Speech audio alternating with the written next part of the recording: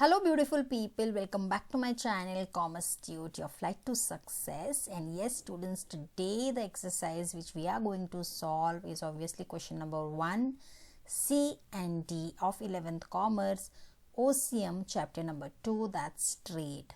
ठीक है, previous videos में हमने already question number 1A and B solve कर लिया है students. Kindly check the playlist and all the detailings are also done in that particular video. ठीक है, आज इस वीडियो में हम गिव वन वर्ड और ट्रू और फॉल्स डिस्कस करेंगे. करेक्ट आंसर्स आप स्क्रीन पर देख सकते हो, लेकिन हम उसको रीड आउट करके जहाँ पर भी नेसेसरी है वहाँ पर उसका एक्सप्लेनेशन भी डेफिनेटली करेंगे.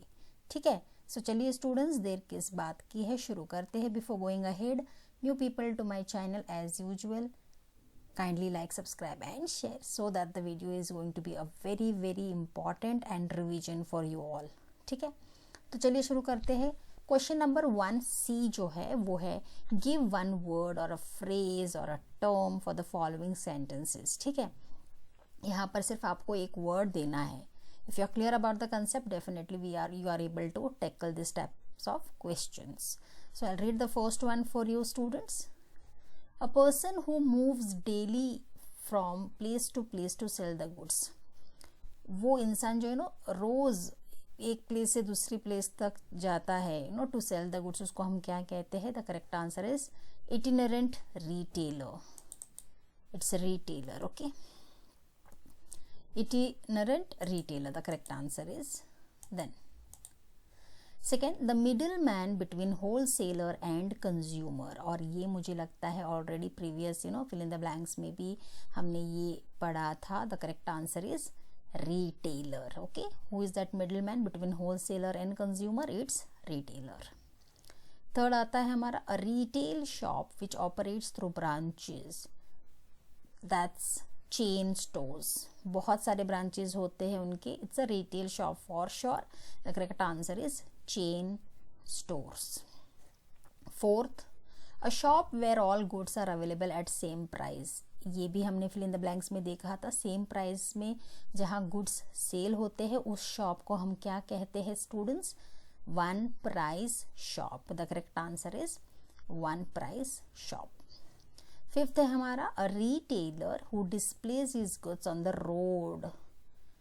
A retailer who displays, I'm reading it out again children, his goods on the road. The correct answer is street traders. ठीक है, हमेशा ऐसा होता है students, we will see these people on the road but we are not aware what they are called. So basically this chapter will tell you all the details about the people who are selling the goods. जैसे कि हमने previously भी देखा peddlers, hawkers, street traders, cheap jacks, बहुत सारे. ठीक है, so what is the correct answer for fifth one? It's street traders. Sixth है हमारा an order placed by an importer for the supply of certain goods. उस order placing को क्या कहते हैं? That's basically the question. An order placed by an importer for the supply of certain goods, it's indent. The correct answer is indent. ठीक है, I hope you people are clear with give one word, phrase or term. Let's quickly go to state true and false. Students, यहाँ पर आपको सिर्फ true और false बताना है. They have not asked you any reasons here. ठीक है, so I have only written here true and false, but wherever required we'll definitely talk about the reason also. But see, let's see the first one. Question number 1D है ये, true or false. You have to state. The first one is wholesaler keeps large stock of goods. ये हमने देखा था fill in the blanks में. Correct answer is true. Wholesaler जो है वो लार्ज स्टॉक ऑफ गुड्स ही स्टोर करता है क्योंकि रिटेलर्स को देना होता है ना. So he has to take care of all the retail shops. That's why wholesaler keeps large stock of goods with him. He takes it from the producers definitely. So it's true. Second है हमारा wholesaler deals in small quantity. अभी तो हमने बोला wholesaler keeps large stock of goods is true. So definitely wholesaler deals in small quantities is false, क्योंकि अपने they deal in the quantity which retailer takes in from the wholesaler. So this is false.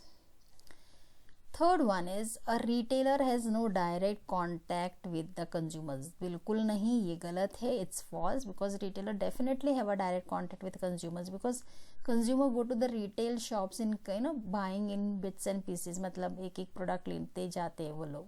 सो यहाँ पर उनका direct contact होता है consumer के साथ. Here they are saying a retailer has no direct contact with consumer, which is false. ठीक है.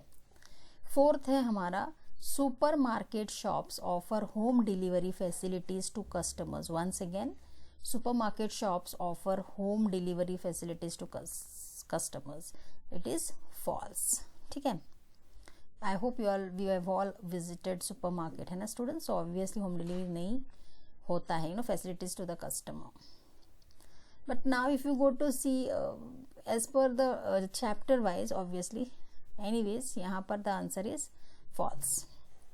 Fifth, departmental store located out of the city. Completely wrong. It's false. Sixth है हमारा, customers cannot bargain in one price shop.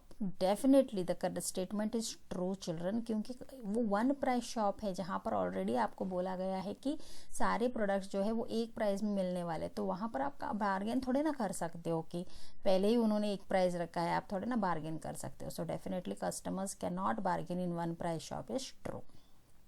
Answer is true.